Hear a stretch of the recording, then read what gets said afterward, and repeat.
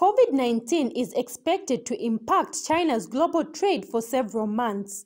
As China is Africa's biggest trade partner, the effects of COVID-19 are already being felt in Africa. With China having shut down its manufacturing centers and closed its ports, there has been a resultant decrease in demand for African commodities. Importers in China are cancelling orders due to port closure and as a result of reduction in consumption in China. Sellers of commodities in Africa are being forced to offload products elsewhere at a discounted rate. Over 3/4 of African exports to the rest of the world are heavily focused on natural resources, and any reduction in demand impacts the economies of most African countries. And energy expert Johnston Chikwanda notes that countries like the Democratic Republic of Congo (DRC), Zambia, Nigeria, and Ghana are significantly exposed to risk in terms of industrial commodity exports such as oil, iron, and copper to China. Mr. Chikwanda says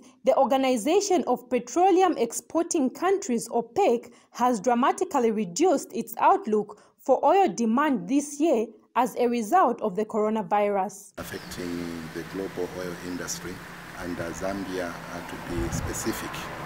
As you may know, the global oil industry is driven by industry, because it is industry that consumes the oil products, which include your diesel, your aviation, and your petrol, and your lubricants.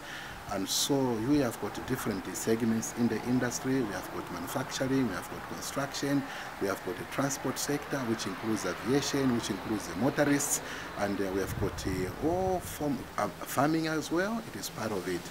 So what has happened now is that people are not moving. The sector is grounded. It cannot transport goods and services. As you can see, most of the airports now are full because the planes are packed. Buses are becoming less sight on the roads. So that means goods and services and people also have reduced on their movement. The impact of COVID-19 will also be felt in the manufacturing sector because China is part of the global supply chain. Factory closures raise the risk of the supply chain interruption for multinational companies with delays.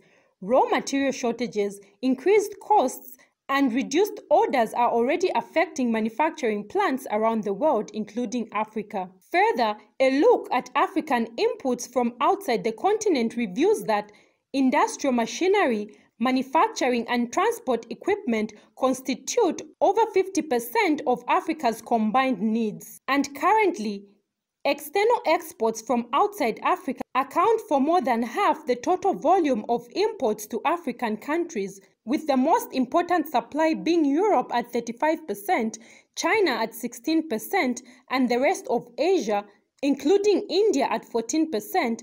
This interruption is due to the impact of COVID-19, and it may lead to a decrease in the availability of manufactured goods imported into Africa from China. Reporting for Movie TV News in Lusaka, Ntaswila Tsung.